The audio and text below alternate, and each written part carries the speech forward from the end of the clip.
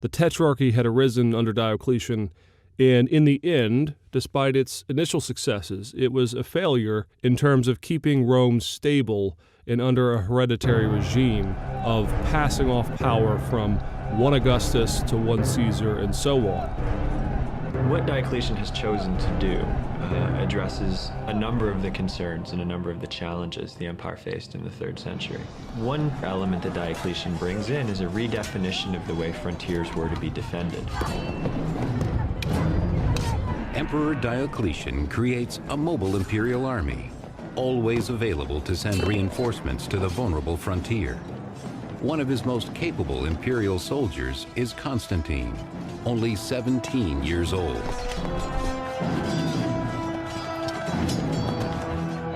He was a distinguished soldier. That is to say that he was very courageous in battle and that he performed all sorts of feats of daring do. These early signs of greatness in Constantine have not escaped the notice of Emperor Diocletian. Diocletian keeps the young soldier close at hand, claiming a desire to groom Constantine for a position of power within the empire.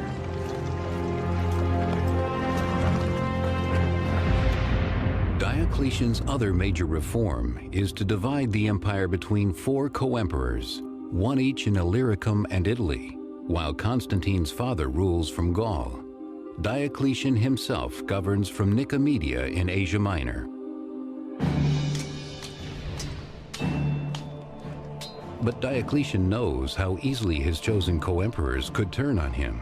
To prevent this, he keeps their sons, including Constantine, in his court, where they are trained as master soldiers under his watchful eye. Constantine was sent off to the court of Diocletian to obtain the proper education for a member of the upper class, a literary education, philosophical education. He learned Greek, which he wouldn't have known, but most important, he had a military education. But Constantine's life in court is anything but comfortable, for as a father figure and an emperor, Diocletian rules with an iron fist. One of the rivals in the early 300s was Constantine himself. Now, Constantine's father, Constantius Chlorus, had been the Caesar of the western half of the empire. Constantius Chlorus had ruled from Trier in northern Germany, and he had been quite adept at keeping order in his area. And he was such a success that when he was raised to the title of Augustus, he was largely hailed by the armies and by those in the western half of the empire. Diocletian, it seems, understood that Constantine represented something of a threat. Constantine had campaigned with Diocletian and had done a reasonably good job during these campaigns. We're told that later in his life, Diocletian actually had imprisoned Constantine in his court to prevent Constantine from going to his father's court and establishing a relationship with his father's army.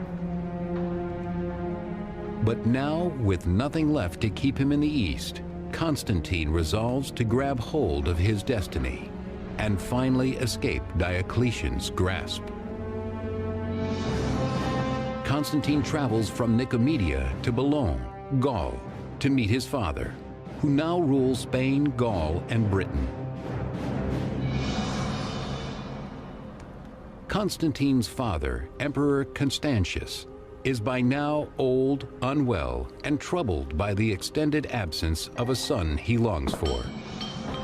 But in 305 AD, Constantine is finally united with his father, a man more like him in nature than Diocletian ever was.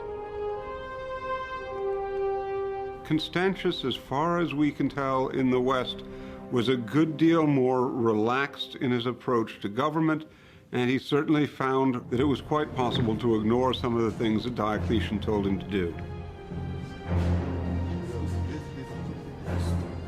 Constantine finds in his father a more compassionate leader, and Constantius finds his son has grown into the kind of man who could one day take his place on the throne.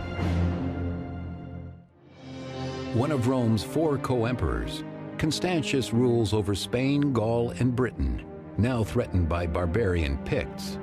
In 305 AD, he and Constantine travel from Boulogne to Britain, to put down the rebellion.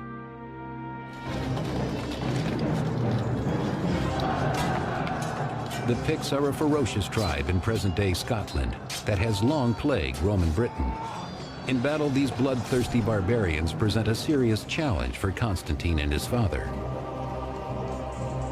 These barbarian neighbors in the 4th century are much better organized than they had been in previous generations.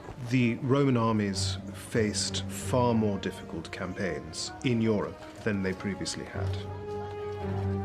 To make matters worse, Emperor Constantius's health is in serious decline. The ailing emperor, he clearly was sick by the time he had come with his son to face the danger of the Picti, had gone on to this campaign, is yet another indication of how serious the threat was.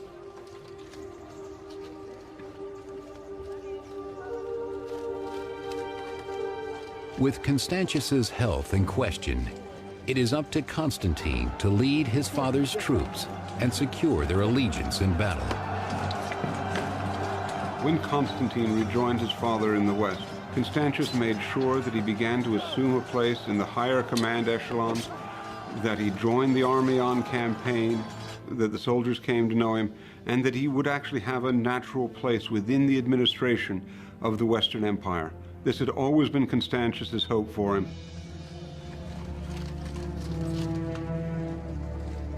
With his military prowess, Constantine wins the loyalty of the army. But the victory cannot save his father's life. In the end, Constantine will lose the father he has only just come to know.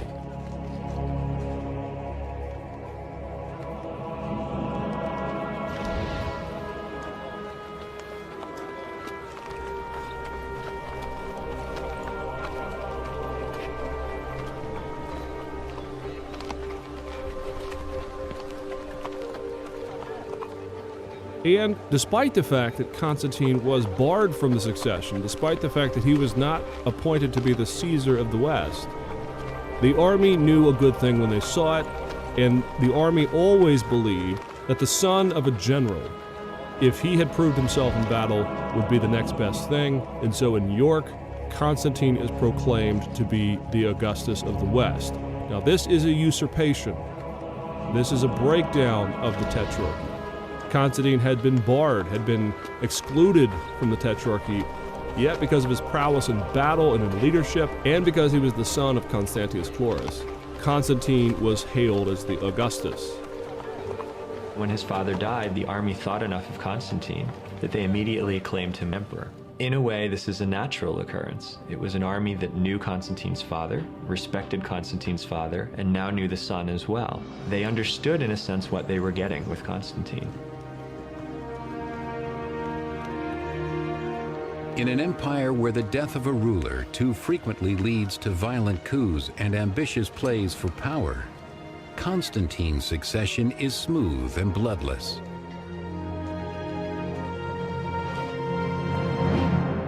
But in 306 AD, the empire is threatened from within when a usurper named Maxentius seizes power in Rome, declaring himself emperor and taking control of most of Italy and North Africa. The usurper Maxentius wins support by promising to cut taxes and provide free grain to the people of Rome. Like Constantine, he is the son of a former co-emperor. Constantine was proclaimed emperor by the troops in July of 306, and Maxentius is sitting in Rome, is thinking, well, he's emperor, I want to be emperor too. And so what happens is at the end of 306, he's proclaimed emperor. But unlike Constantine's, Maxentius's claim to the throne is not legitimate. Maxentius defeats, imprisons, and eventually murders the rightful co-emperor of Italy. And soon the people of Rome will learn his promises are nothing but lies. In 306 AD, when the usurper Maxentius seizes power in Rome, Constantine strikes an alliance with his equally ambitious co-emperor Licinius to destroy Maxentius and divide the empire between them. While Licinius is occupied with defending the empire's northern border from barbarian invaders, Constantine marches on Rome, laying siege to the imperial city where Maxentius hides. Meanwhile, just outside of Rome, Constantine prepares to meet Maxentius on the battlefield. Knowing his troops will be severely outnumbered, Constantine grows uneasy.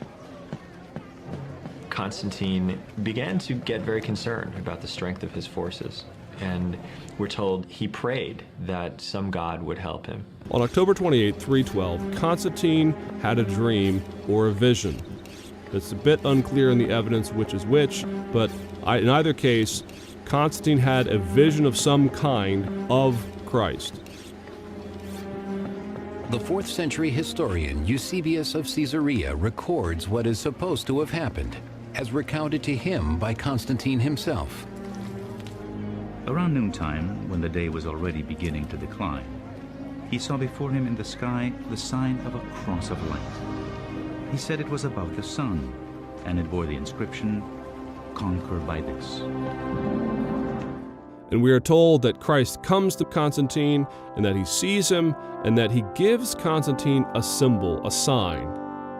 And that sign is the Christogram, the Chi-Rho. And that is, you take the name of Christ in Greek, which is Chi-Rho, the first 2 letters. And you take the Chi-Rho and you put them on top of each other, and you end up with this symbol, the Christogram, the Chi-Rho it's been called. And Christ, in this vision, tells Constantine to place the Chi-Rho, the Christogram, onto his banner as he goes into battle, and that he will have success. Another version of the story says that Christ speaks to Constantine and shows him that if he puts this sign onto his banner as he marches into war with Maxentius, he is told in hoc signo vinces, which is Latin for by this sign conquer. Constantine orders his soldiers to place the Chi-Rho on their shields and standards, transforming the Christian symbol from an object of persecution to one of honor. Constantine assumed a new god, or a god that had formerly been rejected, as his divine force, as his victory power. By taking on the Christian god, the god that had been subjected to persecution by former emperors, Constantine was therefore doing something quite revolutionary. The story that he tells his troops after the fact is that he has seen the risen Lord Christ, that he has converted to the Christian faith, and that the God of Christianity has given him great success in battle. In fact, the symbol that Christ gives him, now on the banner, is now the thing that allowed Constantine to have success in battle against Maxentius. And so, at the Battle of Milvian Bridge, you now have a newly converted Constantine facing off against Maxentius, who is a pagan, who is, if he had won, would have continued the pagan practices of old Rome in the western half of the empire until he died or was killed himself. And the Battle of the Milvian Bridge is one of the most important turning points in the Western world. Constantine was a superior tactician. He knew how to lure Maxentius out. And so when they got to the Milvian Bridge and he realized that Maxentius' army was there to meet Constantine's army, Constantine held back, he kept his troops under cover, held them back in a forest, and Maxentius was there to meet him, and he was lured over the bridge at one point. Now, they weren't simply on the concrete bridge itself. Maxentius' army had also built pontoons of boats down on the water. And the problem of this is, just as Maxentius' army seeks to go across the bridge, Constantine's army unfurls itself, it strikes, and it meets Maxentius' army on the bridge. And of course, anytime you're in battle, if you're caught in a narrow strait, if you're caught in a narrow pass, and particularly if you're caught on a bridge like this, any strength in numbers, any strength in battle, any strength in tactics that you might have had now go out the window. And Constantine's armies push Maxentius back onto the bridge, and in the end Maxentius falls off of the bridge down onto the pontoon bridge, the boat bridge down below, and that bridge collapses, and Maxentius drowns in the sea, leaving Constantine now Emperor Augustus over all of the West.